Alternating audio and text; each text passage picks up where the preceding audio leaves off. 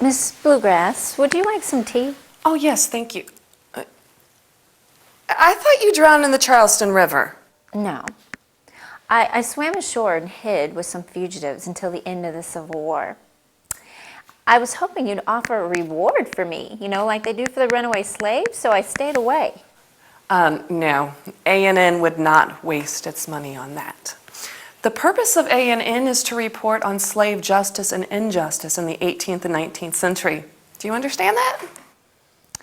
Yes, I'll tell the proper ladies you don't want to waste any money on me.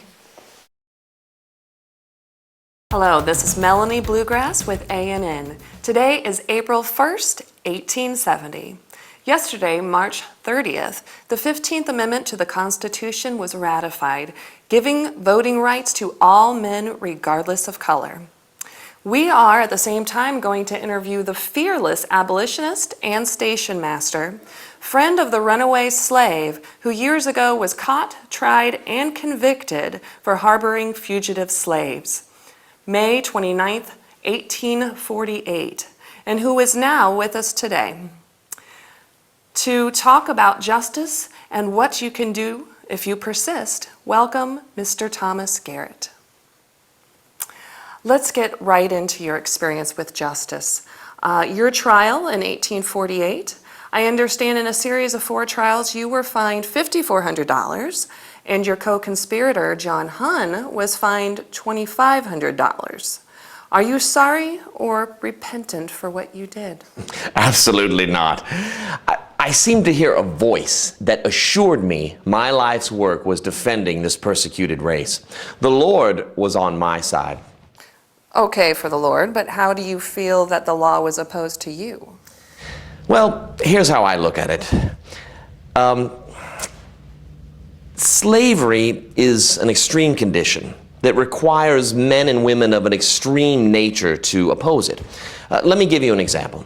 When the prosecutor said to me at the end of the trial that this penalty should teach me to mind my own business, I said to him in court, and you can quote me, that I now consider this penalty to be a license for the rest of my life, and that if any of you know of any poor slave who need my assistance, send him to me. Wow, you're a brave man. Do you have any fear? Fear. I've taunted slaveholders with pistols and Bowie knives. My house at 227 Shipley Street in Wilmington, Delaware was constantly being watched by the police. Once a slaveholder threatened me with, "If we ever catch you in our part of the world, we'll tar and feather you." Later, I drove up to the man's house and surprised him and said, "Here I am." The shocked slaveholder waved me away.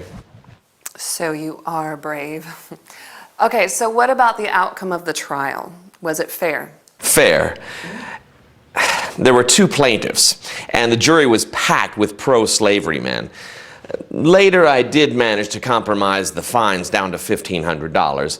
Years later, the Maryland legislature offered a reward of $10,000 to me for slave stealing. I told them it wasn't enough. It should have been $20,000, and then I'd have come down myself.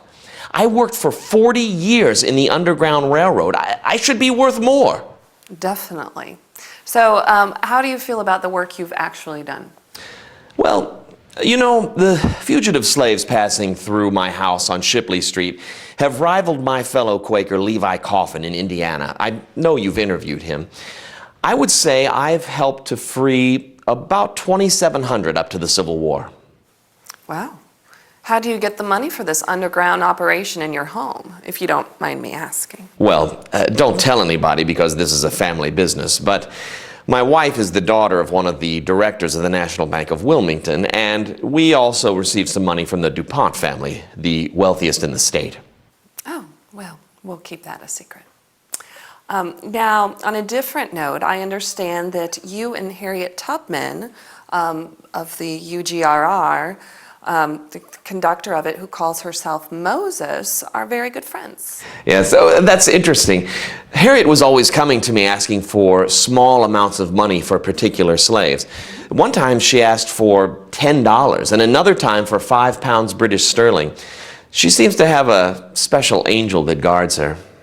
Yes, she's very special. We interviewed her a few years ago. So do you have any final regrets or final words for our audience? Well, I regret that the Civil War came too early. I would like to have freed 3,000 slaves instead of 2,700. But at least, as I said in The Liberator, wait, I have a copy of it here.